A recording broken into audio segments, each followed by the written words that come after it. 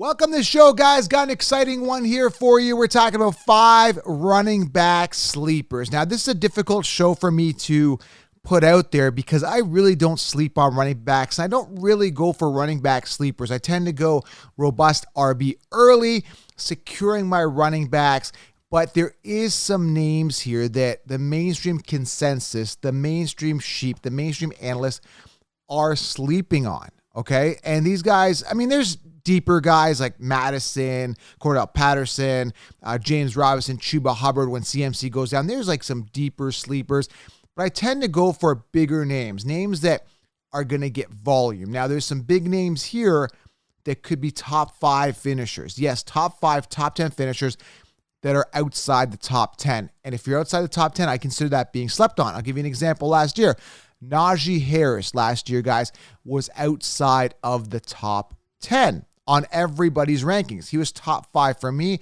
Saw the volume, saw the talent, saw the opportunity, saw that he's going to be out there on the field the entire time. And sure enough, he finished top 5. Very simple, guys. Very simple observation I made. And that's why rankings don't help you, okay? So we're looking at 5 running back sleepers that could finish top 5, top 10. Huge upside here for you guys. Big episode. But I implore you, and I emphasize, go robust RB. It is the most scarce position on the board, okay? There's only a handful of running backs that have minimal committees. That being said, I still think there's some really good value this year. I think a lot of these guys are being slept on, and we're going to dive right into that right now. Before we do, though, make sure you guys do smash that thumbs up. Let me know below in the comments. I want to make it interactive if you're on YouTube. If you're in the car, head on over to YouTube, subscribe there as well. Dive into the comments. Pull over, dive into the comments as well. Let's make it interactive. Let me know who you think is a running back sleeper. Love to get your feedback. And, of course, get the 16-round draft solution. Now, if you are new to the channel, click subscribe. If you are new to the channel, what is 16 rounds? Click on the link here below or head on over to 16 rounds. Just Google 16-round draft solution or thefantasyfootballcounselor.com. Watch the video on the landing page there. It explains everything, but it is the game changer. It is a solution. This is not a draft kit. This is not your consensus rankings. I offer all the optimal players draft in each round, sleepers, breakouts, everything you need to crush your leagues, okay? You'll be light years ahead of the competition. Get 16 rounds. Linked it here below or head on over to thefantasyfootballcounselor.com. All right, let's dive into this. First running back sleeper here. You've heard me talk about him a lot in the offseason here. And the first guy I'm talking about is Saquon Barkley. Now, there was a note here in regards to what Saquon just said, what he's going to do this year. He says he's had enough of hearing people saying he's washed up. He's entering his 5th season. He's getting a lot of like, this guy's washed up. He's done. He says he just wants to kill and go crazy. He said this. He said in a report, "I want to go out there and prove to this organization that the player they drafted is still there, and I can still do special things with the ball in my hand." So it looks like, yes, Saquon Barkley is going to be playing with a chip on his shoulder, understandably so. 2 years now removed from that injury that tore up his knee. So you're looking at Saquon, you're looking at a guy that the Giants still believe in, that just never really got going. In 2018 was good. Injuries plagued him, bad O-line, bad play, lack of receivers, stacked boxes, the whole 9, right? It was all against him, since he started. This is the year. This is a contract year for him. Now, he is currently sitting 16th on the consensus on the sheep rankings.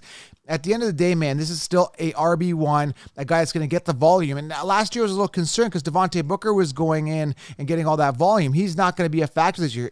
He's gone.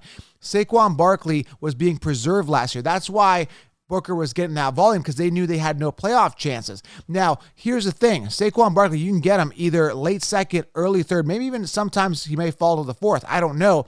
Mock drafts are still rolling out right now. I'm starting to get into the groove, and nothing really happens in regards to my analysis of ADP and my release of 16-round draft solution until after the NFL draft. That's when I know how the depth charts line up, right? I mean, they could draft a top running back, the Giants can, right? And maybe Saquon gets shipped off. We don't know. So as of right now, I think he's immense value. He's the RB1. I think the O-line is going to be improved. They're going to work on that. They're going to make him a centerpiece of that Giants offense, and they're going to look to make some solid improvements on that O-line. So when I look at a guy like Saquon Barkley, I'm seeing an RB1. I'm seeing a ton of volume. I'm seeing a guy with a chip on his shoulders in a contract year. I'm seeing great value, and people are going to be sleeping on him because this guy could easily finish top 3 amongst running backs in fantasy points. Yes, you heard it. Saquon Barkley could finish as a top 3 running back in fantasy points, currently being slept on, predicated on last year's finish, where obviously he didn't do good for the reasons that I stated. He still wasn't back in the groove since his injury, right? Coming off injury. The O-line was terrible. They knew they weren't going to make the playoffs, right? So, again, they were easing him in at the beginning of the season, if you guys remember. Had a couple decent games, but realized that they had no playoff chances. This team wasn't going to get him to the promised land, so they started preserving him near the end of the season because they understand that they need him for this season. So this is the year. This is literally make or break. Now you could say injury-wise break, figuratively speaking, whatever, or you could say like his career's done. So literally a lot on the line for Saquon Barkley, and believe me, sitting at 16th on the consensus rankings, even outside the top 10, is great value for a workhorse that is Saquon. Big-time running back sleeper. I love him, and those are the reasons that I do. Coming at number 2 here. Now, I'm not crazy on the San Francisco 49ers. I'm not crazy on their offense, but at the time of this recording, there's talk that Deebo Samuel is going to be shipped off. That guy hoarded away 8 rushing touchdowns last year, and he's not a running back. He's a wide receiver. So Elijah Mitchell is the guy that I think is going to be immense value, currently sitting 21st on the consensus rankings, in and around after the 20th in the rankings, so he's really low. Now, Elijah Mitchell has some exciting upside to him. Now, he is young. He's 23 years old, heading into his second season. Last year, only played around 11 games, 207 attempts, 5 touchdowns, 4.7 yards per carry, and just under 1,000 yards, 963. Now, what's so exciting is obviously the youth, prototypical running back, 5'10", 200 pounds, youth. He was drafted in the 6th round, so it's not like this guy came into the NFL draft with a lot of hype. It's not like there was high expectations for him. But what I was excited about him was when he did play, he had a lot of volume. Now, looking at his games here, week 10, 27 attempts, week 12, 27 attempts, week 13, 22 attempts. When he was on the field, he was getting that volume. Was he doing much with it? He had a couple good games. He had 22.8 game. Actually, I'm going to pull up a PPR here. He had a 27.8 game in week 12. He had a 19.7 game in week 8. He didn't have any blow up major games. He had a 21-point game in week 17. He had a couple good games, but again, he is young, and he was, he had some knee problems last year.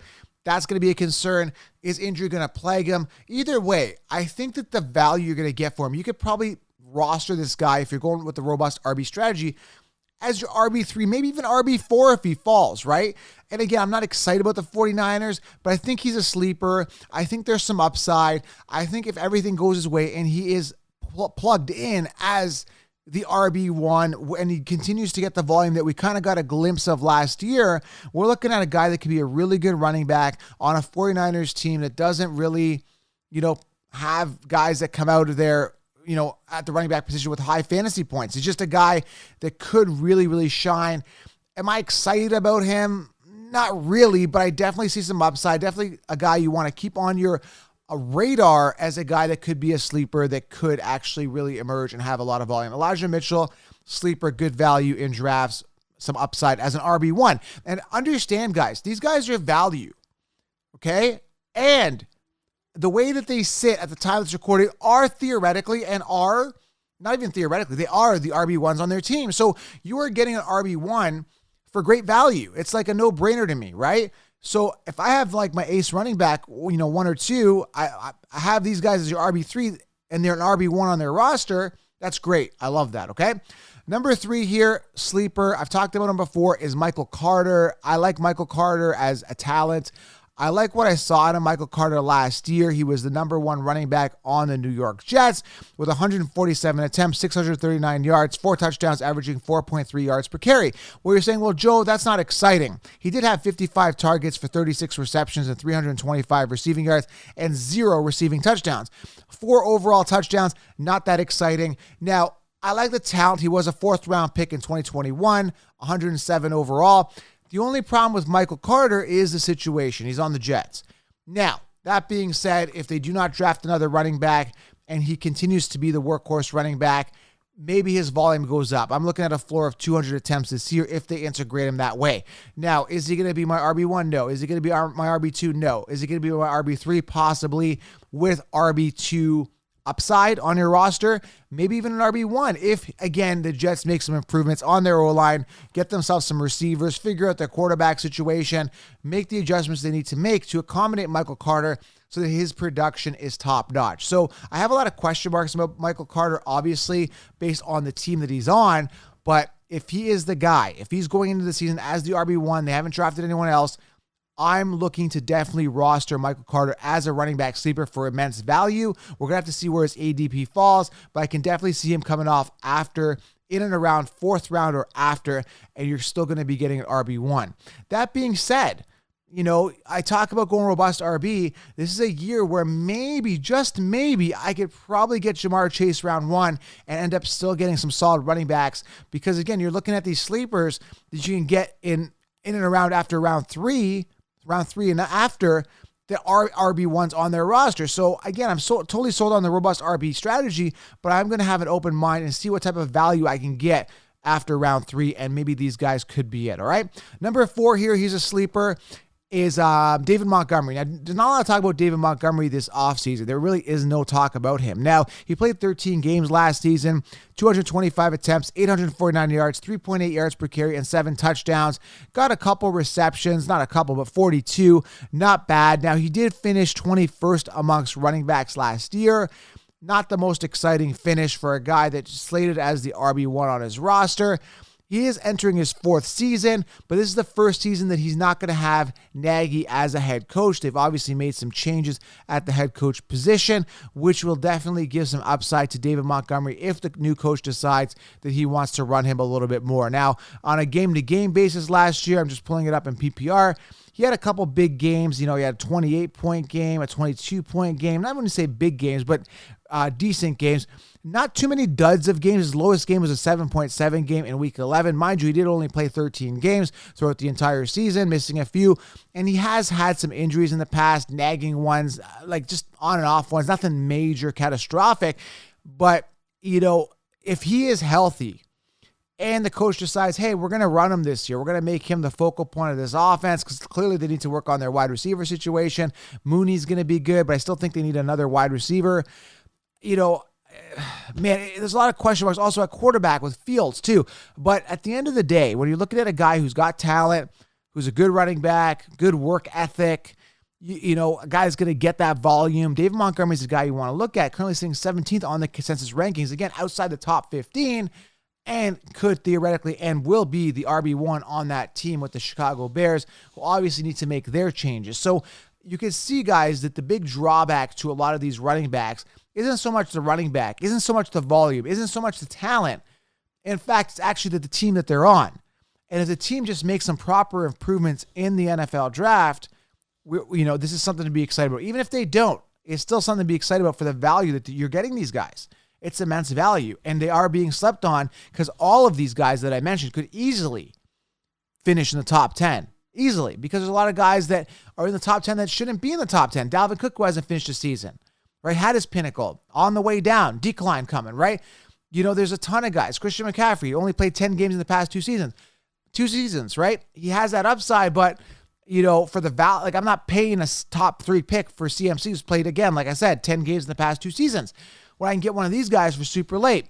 So again, guys, something to look at, something to think about for the value, David Montgomery, right? And number 5 here, I'm not crazy about him, and understand, I say this name with absolute caution, all right? He's sitting 18th on the consensus rankings right now, is Ezekiel Elliott. Ezekiel Elliott is good talent. Ezekiel Elliott is a workhorse running back. Ezekiel Elliott is a beast. But Ezekiel Elliott is getting older, and Ezekiel Elliott has seen a decline, a significant decline in his attempts over the past couple of years, and an incline in Tony Pollard's attempts over the past 3 years. Now, Ezekiel Elliott did finish 7th last year.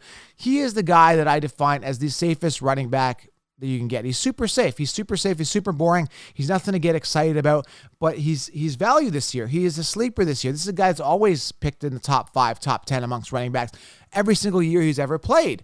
This year, going into 2021, we see a decline. 2022, we see a decline because looking at last year, 237 attempts. The year before, in 2020, 244 attempts. In 2019, 301 attempts. But, and then 218, 304 attempts. So he was in and around the 300 attempts in 2018, 2019. Then he started dropping in 2020 to 244, and then 2021, 237. That being said, maybe there's an incline this year. There's been a downtrend. Maybe he comes back up. There's been some changes. Amari Cooper gets shipped off, right? We're going to have to see what they have to do in the draft, right? But I think they need to use Zeke Elliott. I know they got to use Zeke Elliott properly if they want to make a good playoff run. He's still good talent. He's still a workhorse running back. He's still strong. He's still durable. The guy, he doesn't miss a lot of games. He's had how many? 4 1,000+ rushing yard seasons out of his 6 years that he's played.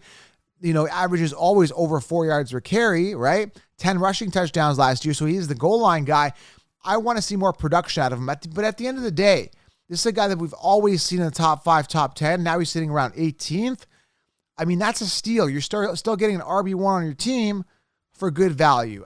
But you got to take with that the trend that's happening, and that is a decline of Zeke Elliott over the past 3 years. I just explained it to you. The attempts have been down, right? So Zeke Elliott, a bit of I don't even want to say a risk, because for the value you're getting is good, but a guy that is just going to be safe is Zeke Elliott with a little bit of ceiling. But again, with Zeke Elliott, what you see is what you get. I think his pinnacle year, 2018, is past him, but similar to what Saquon said, maybe he's not washed. Maybe he comes back and has a big year this year, okay? So Zeke Elliott, great value and a running back sleeper. Like I said, there is other running back sleepers. Chuba Hubbard when CMC goes down, Madison when Dalvin Cook goes down, that type of thing. But I wanted to go over some big names, guys that could be in the top 5 that you get for immense value. So there you have it, guys. Saquon Barkley, Elijah Mitchell, Michael Carter, David Montgomery, Zeke Elliott. Top running backs that are being slept on this year. Let me know in the comments what you guys think, any sleepers that you believe in, and also, guys, get the 16-round draft solution. I appreciate you guys. If you are new to the channel and this resonates with you, click the subscribe button. This is not your cookie cutter channel. I help you guys actually dominate your leagues. All right, guys, subscribe, thumbs up, get 16 rounds. I'll see you guys next video. Fantasy Football 2022 will be here before we know it. I'm out.